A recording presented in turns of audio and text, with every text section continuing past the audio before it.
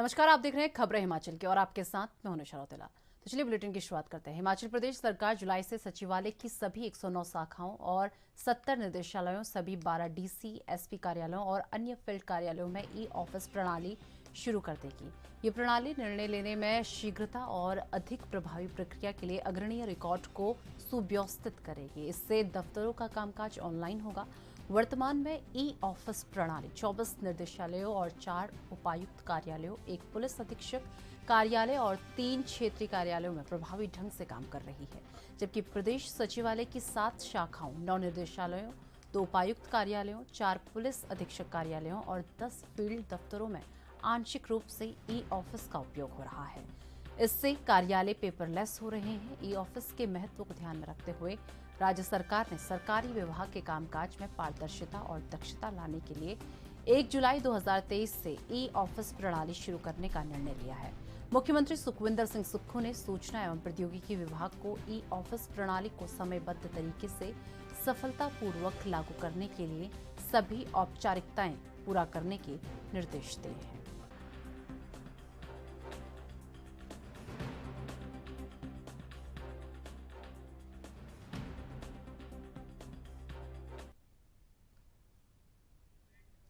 दो मई को नगर निगम शिमला के चुनाव हैं और कांग्रेस भाजपा ने चुनाव में जीत के लिए पूरा दम झोंक दिया है। 30 अप्रैल को नगर निगम सोमवार चुनाव प्रचार रुक जाएगा, जिससे पहले दोनों ही पार्टी पूरा दम लगाकर चुनाव लड़ रही हैं।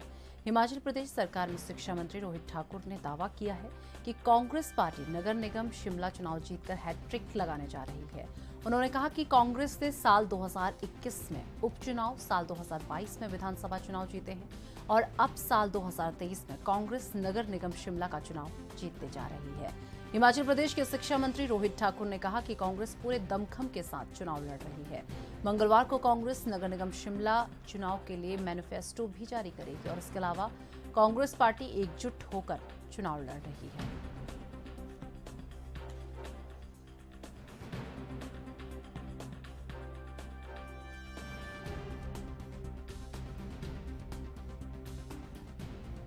हमारी कांग्रेस पार्टी की जो एमसी के चुनाव हो रहे हैं उससे संबंधित जो हमारी इलेक्शन मैनेजमेंट कमेटी बनी थी एआईसीसी के द्वारा, उसकी बैठक थी। इसमें जहां हमने अपने माननीय मुख्यमंत्री का कार्यक्रम को अंतिम रूप दिया है, साथ ही साथ इन 6-7 दिन में किस तरह से हम घर घर पकड़े उसमें जो ड्यूटियां दी गई है उसको सुनिश्चित किया जाएगा कि हर कार्यकर्ता घर घर पहुंचे। चाहे हमारे कार्यकर्ताओं की बात है, फ्रंटल ऑर्गेनाइजेशन जिसमें हमारी महिला कांग्रेस, यूथ कांग्रेस, हमारे एनएसयूआई के कार्यकर्ता, हमारे सेवा दल के कार्यकर्ता एकजुटता के साथ हमारे 34 वार्ड्स में कांग्रेस पार्टी अपना प्रचार करेगी और निश्चित रूप से हैट्रिक, जिस तरह से 2021 में भी 4-0 के साथ उपचुनाव कांग्रेस पार्टी ने जीते, उसके उपरांत 2022 का चुनाव जो धनबल और जनबल के बीच का चुनाव था उसमें भी कांग्रेस पार्टी जनता जनार्दन के आशीर्वाद जीती है। और यहाँ पर भी निश्चित रूप से 10 वर्ष की अवधि के बाद मैं समझता हूँ मेयर कांग्रेस पार्टी का बनेगा, ऐसा हमारा मानना है। और इसके लिए पूरी कांग्रेस पार्टी, चाहे हमारे मुख्यमंत्री जी की बात हो, हमारे पार्टी अध्यक्ष की बात हो, मैं समझता हूँ ज्वाइंट रैलीज के माध्यम से, कार्यक्रम के माध्यम से जन जन तक पहुंचेंगे और कांग्रेस पार्टी यहाँ पर अच्छे सीटों के साथ बहुमत में आएगी। भाजपा ने समझता हूँ मात्र कुछ अवधि के अंदर ही, मुख्यतः मेरे को लगता है कि कल ही हम अपना मैनिफेस्टो भी जनता जनार्दन के बीच ले जाएंगे और साथ ही साथ जो हमारी लगभग 100 दिन के आसपास की अवधि हुई है और इस कार्यकाल के दौरान जो हमारी सरकार ने कार्य किए, चाहे उसमें कर्मचारी वर्ग की बात आती हो, ओपीएस को लागू करना, जो मैं समझता हूँ हमारी मुख्य वचनबद्धता थी हिमाचल की जनता जनार्दन के साथ, हमारे कर्मचारी भाइयों और बहनों के साथ, वो हमने, मैं समझता हूँ इस महीने से उसका प्रारूप भी प्रारंभ हो चुका है। इसी तरह से अभी 15 अप्रैल को माननीय मुख्यमंत्री ने डीए से संबंधित जो घोषणा की है पूरे प्रदेश के लिए, वो भी मैं समझता हूँ हमारी वचनबद्धता को दोहराता है। चाहे किसानों की बात हो, किसानों में उदाहरण के तौर पे शिमला हमारा, मैं समझता हूँ डिस्ट्रिक्ट शिमला का भी आपका डिस्ट्रिक्ट हेडक्वार्टर है। हमने जो वर्षों से हमारे किसानों और बागवानों की मांग थी कि वजन के आधार पर कृषि और बागवानी के उत्पाद बिकने चाहिए। नगर निगम शिमला चुनाव से पहले भारतीय जनता पार्टी में हुए बदलाव के बाद डॉक्टर राजीव बिंदल ने हिमाचल बीजेपी के अध्यक्ष के तौर पर कमान संभाल ली है और पार्टी कार्यालय पहुंचने पर कार्यकर्ताओं ने राजीव बिंदल का जोरदार तरीके से स्वागत किया। इस दौरान नेता प्रतिपक्ष जयराम ठाकुर, सांसद सुरेश कश्यप, पूर्व मंत्री और विधायक मौजूद रहे और डॉक्टर राजीव बिंदल को हिमाचल बीजेपी अध्यक्ष बनाए जाने पर पार्टी हाईकमान का आभार व्यक्त किया और कहा कि लड़ाई के बीच कोई कमांडर नहीं बदला गया। नगर निगम शिमला चुनाव में निवर्तमान अध्यक्ष सुरेश कश्यप और पूर्व मुख्यमंत्री जयराम ठाकुर कमांड करेंगे और 7 वार्डों का जिम्मा उनको सौंपा गया है, जिससे वो उनका सहयोग करेंगे।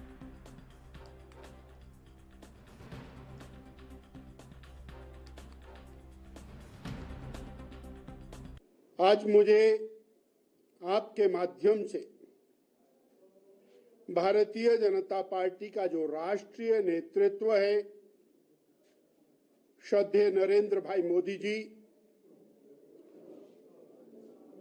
श्रद्धेय जगत प्रकाश नड्डा जी,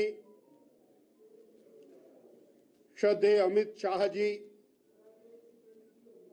आदरणीय संतोष जी, आदरणीय श्री सौदान सिंह जी, हमारे पास विशेष रूप से पधारे आदरणीय श्रीकांत शर्मा जी, हमारे प्रभारी अविनाश राय खन्ना जी, सह प्रभारी आदरणीय टंडन जी, चुनावों में प्रभारी रहे आदरणीय पांडे जी और राष्ट्रीय स्तर का समस्त नेतृत्व जिन्होंने मुझे आशीर्वाद देकर के भारतीय जनता पार्टी हिमाचल आने वाले समय के लिए, जहां हमें नए संगठन मंत्री पहुंचने वाले, वहीं हिमाचल प्रदेश के संगठन के कुशल शिल्पी जिन्होंने बूथ संरचना को हिमाचल प्रदेश में विभिन्न विभागों में 70,000 पद रिक्त हैं और सोमवार को राज्य सचिवालय में कैबिनेट सब कमेटी की बैठक हुई और उद्योग मंत्री हर्षवर्धन चौहान की अध्यक्षता में मंत्री जगत सिंह नेगी और रोहित ठाकुर ने रोजगार के अवसर तैयार करने के लिए मंथन किया। कमेटी के अध्यक्ष उद्योग मंत्री हर्षवर्धन चौहान ने बताया कि विभिन्न विभागों में 70,000 पद रिक्त हैं और स्वीकृति पद 3 लाख है। शिक्षा विभाग में रिक्त करीब 20,000 पदों को सबसे पहले भरा जाएगा और मंगलवार को दोबारा से कमेटी की बैठक होगी और शिक्षा सचिव और विधि सचिव को बैठक में बुलाया जाएगा और शिक्षा विभाग में दूरदराज और दुर्गम क्षेत्रों के स्कूलों में रिक्त पदों को पहले चरण में भरा जाएगा।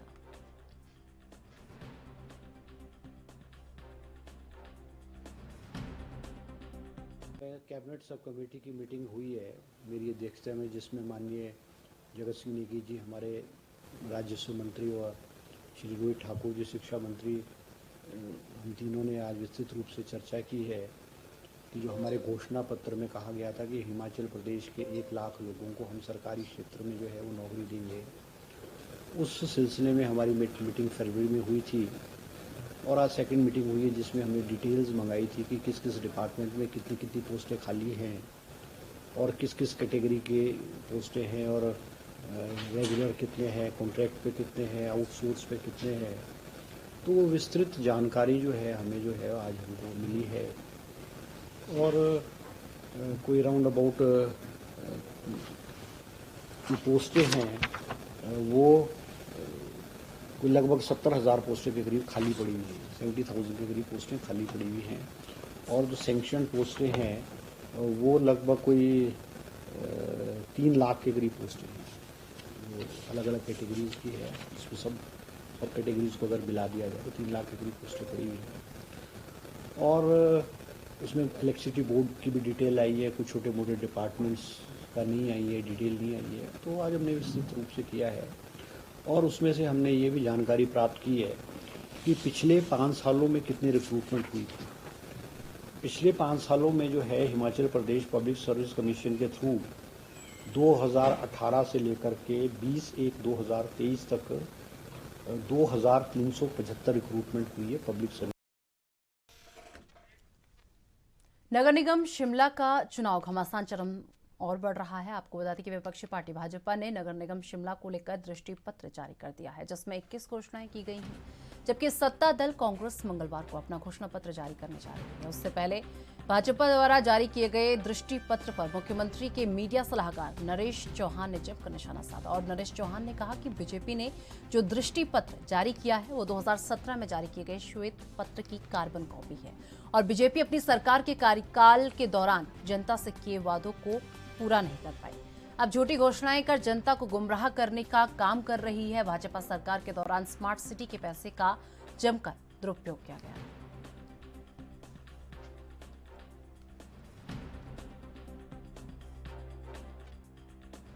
भाजपा ने अपना दृष्टि पत्र कल जो है नगर निगम शिमला के चुनावों के बारे में जारी किया है। हम आज उसी को लेकर आपसे बात करना चाह रहे थे कि जो 2017 में जो संकल्प पत्र था वो 2023 में जो है दृष्टि पत्र हो गया और उसकी बहुत सारी ऐसी चीजें जो 2017 में प्रोमिस किए गए थे शिमला की जनता से, जो सपने दिखाए गए थे वो सारे के सारे रिपीट कर रहे हैं 23 में। तो पहले तो भाजपा को ये बताना चाहिए कि जो 5 साल शिमला की जनता ने आपको नगर निगम शिमला में जो मौका दिया था, उन 5 सालों में आपने कौन से बड़े काम या कौन से वादे पूरे किए, पहले वो बताना चाहिए था। उसके बाद अपनी अगली ये जो संकल्प पत्र है वो जारी करते हैं। तो वो पूरी तरह से 5 साल का कार्यकाल फेल रहा और उसमें से मैक्सिमम वादे वो है पूरी तरह से दोबारा से रिपीट हो रहे हैं। कहने का मतलब है कि आपने खुद एक्सेप्ट किया है कि हमने जो 2017 में बोला था वो नहीं कर पाए, अब वो 23 के दृष्टि पत्र में वैसे के वैसे वो प्रोमिस आगे बढ़े। अब रहा सवाल ये कि कांग्रेस पार्टी अपना बहुत जल्दी में भी कल शाम तक अपना जो मैनिफेस्टो जारी करेंगे। आप इसको मैनिफेस्टो कहें या प्रोमिस कहें या कोई भी नाम दे दें, लेकिन इसके पीछे जो मंशा है वो बड़ी साफ होनी चाहिए कि जो हम जनता के बीच जो चीज़ रखें उसको पूरा करें। कांग्रेस पार्टी जो भी विजन लेके आएगी शिमला के लोगों के लिए, राजधानी के लिए, वो आपके सामने बहुत जल्दी होने वाला है। पर हमारी मंशा बड़ी साफ रहेगी कि हम वही वादे करेंगे जो शिमला के लिए पूरे करेंगे। हमने ये कहा है कि जैसे ही हाउस बनेगा और जो 4 तारीख को रिजल्ट आएंगे और हाउस में वो लोग डिसाइड करेंगे। बहुत सारे ऐसे विषय रहे हैं, पिछले कई सालों से लोग बार बार इस बात पर चर्चा कर रहे थे कि स्मार्ट सिटी के अंदर बहुत सारे ऐसे प्रोजेक्ट्स हैं जिसमें पैसा बहुत ज़्यादा लग रहा है, चाहे वो रोड की कंस्ट्रक्शन की बात है या कुछ और फैब्रिकेटेड जो इन्होंने स्ट्रक्चर्स बनाए हैं, उसको लेके बार बार ये चीज़ें उठती रही है कि इसमें जो है बहुत ज़्यादा खर्चा हो रहा है, मिसयूज ऑफ फंड्स का है। अगर जरूरी होगा तो सरकार। तो चलिए फिलहाल वक्त तो चले एक छोटा सा ब्रेक का, ब्रेक के बाद फौरन हाजिर होते हैं।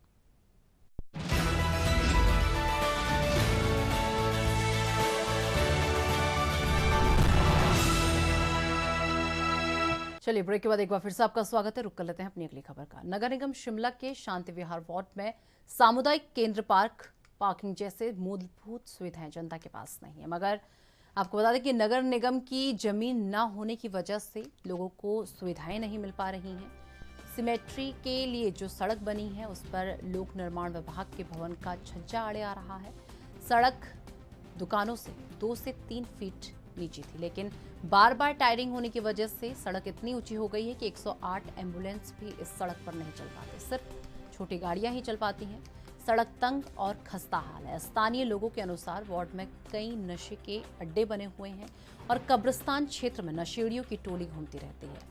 इस पर स्थानीय लोगों का कहना है कि जिस तरह से विकास उनके वार्ड में होना चाहिए था वो नहीं हुआ और लोगों का कहना है कि वार्ड में पार्किंग, डिस्पेंसरी, बच्चों के लिए पार्क की समस्या है और वार्ड में नशे की रोकथाम के लिए भी एक गुमटी बनाई जाए ताकि युवा नशे की चपेट में आने से बच सके।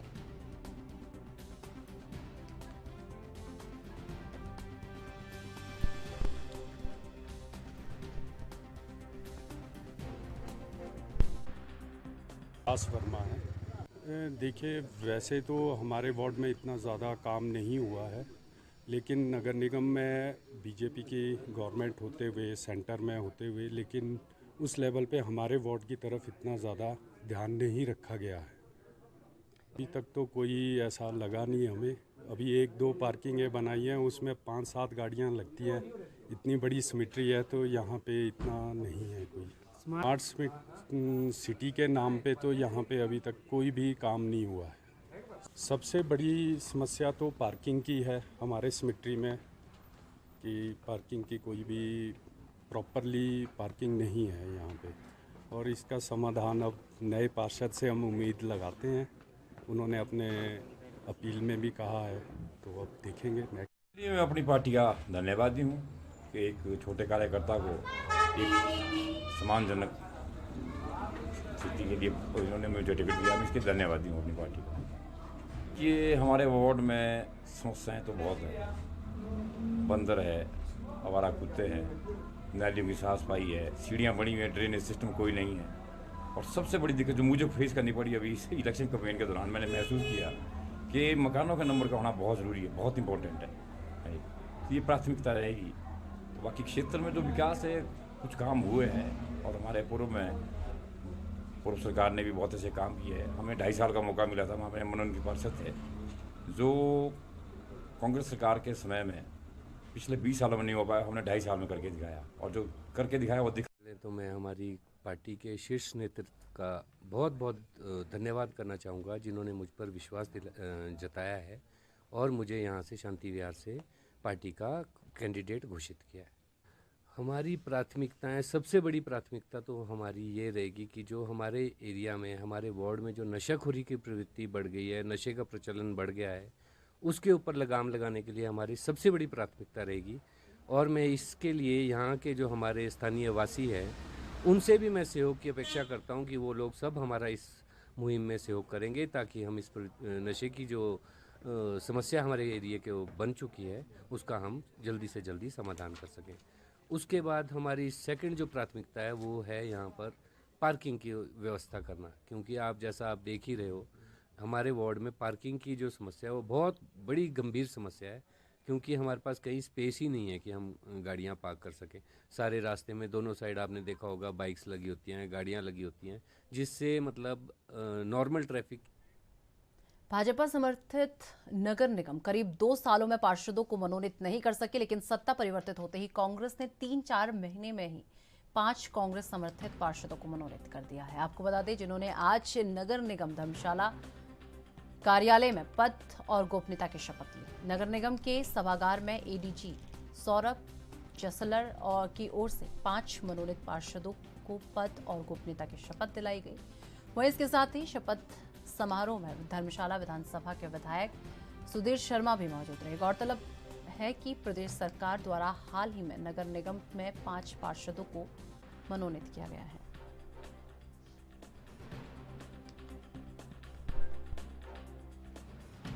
देखिए, ये काफ़ी लंबे समय से जो हमारे मनोनीत पार्षद हैं, उनके पद यहाँ पर खाली पड़े थे, तो उनको वर्तमान सरकार ने जो है वो भरा है। आज इनकी विधिवत रूप से जो है शपथ हुई है और मुझे पूरा विश्वास है कि अपने अपने क्षेत्र में जो इनके अनुभव हैं, उन अनुभवों को देखते हुए अपने पद को ये पूरी जिम्मेवारी की तरह निभाएंगे नगर निगम के अंदर और अपने अपने संबंधित क्षेत्र में भी।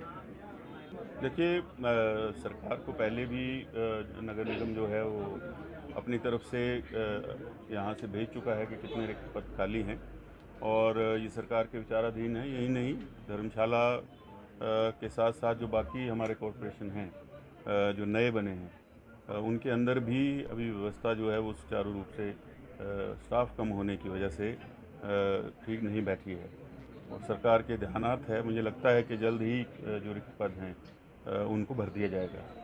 मेरा ख्याल है कि ये विभाग की तरफ से न्योता गया होगा, क्योंकि जो मुझे पत्र प्राप्त हुआ था उसमें तो जो है वो महापौर मेरा और जो ये एडीसी हैं, क्योंकि उन्होंने शपथ दिलानी थी, उन्हीं के नाम थे। अब बाकियों को यहाँ से निमंत्रण गया नहीं, उसका जवाब तो कॉरपोरेशन के लोग दे सकते हैं।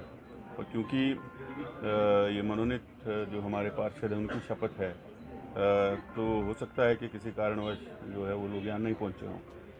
देखिए, जो पिछले कार्यकाल के अंदर मिसयूज ऑफ फंड्स हुआ है उसकी पूरी जांच होगी, जिसके लिए मैंने सरकार को लिख भी दिया है और उसके ऊपर कार्रवाई होगी।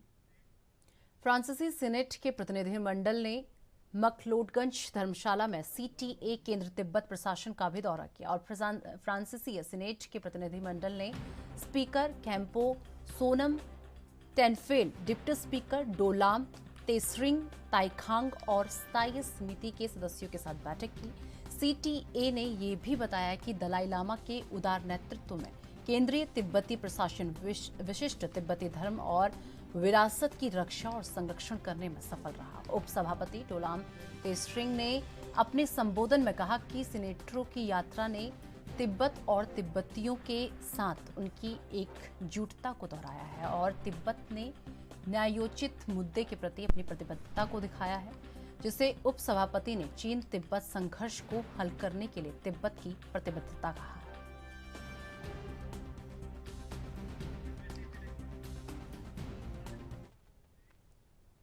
State institute of hotel management Dharamshala में aggregate self India year of millets 2023 का पहला सीजन का आयोजन सोमवार को किया गया और साल में सीजन 2 बार किए जाएंगे और आने वाले समय में हिमाचल के कुकिंग के शौकीन लोग इसमें भाग ले सकेंगे, जिसमें पर्यटन विभाग कांगड़ा के उप निदेशक विनय धीमान ने बतौर मुख्य अतिथि शिरकत की, जबकि संस्थान के HOD राजन शर्मा ने प्रतियोगिता की अध्यक्षता की। इसके तहत राज्य संस्थान के छात्रों में मास्टर शेफ इंडिया की तर्ज पर मोटे अनाज के खाने की प्रतियोगिता करवाई गई, जिसमें संस्थान के छात्रों ने अपना हुनर दिखाते हुए विभिन्न प्रकार के व्यंजन तैयार किए और व्यंजनों को चखने के लिए धर्मशाला के प्रसिद्ध होटल के प्रोफेशनल शेफ रोशन ठाकुर, पंकज अरविंद मौजूद रहे और इस दौरान प्रतियोगिता में प्रथम, द्वितीय और तृतीय रहने वाले छात्रों को पुरस्कार देकर मुख्य अतिथियों की ओर से सम्मानित किया गया। और साथ ही आपको बता दें कि फर्स्ट प्राइज भोलू अमित कुमार, द्वितीय और तृतीय पुरस्कार मुकेश कुमार के नाम रहा और सातवां पुरस्कार आयरन पठानिया समर्पित भगत अनिरुद्ध वंश आचार्य, रोहित अंकुश भारद्वाज व शगुन मेहता को प्रदान किया।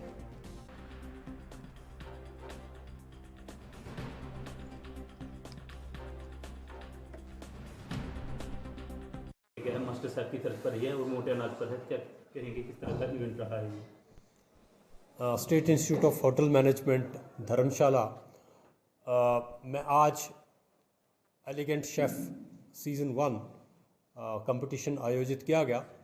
इसमें SIHM के स्टूडेंट्स ने पार्टिसिपेट किया और इसे रूह, जो कि US बेस्ड रेस्टोरेंट चेन है, उनके एक बहुत ही एलिगेंट शेफ़ मिस्टर अरविंद द्वारा इसे ऑर्गेनाइज़ करवाया गया।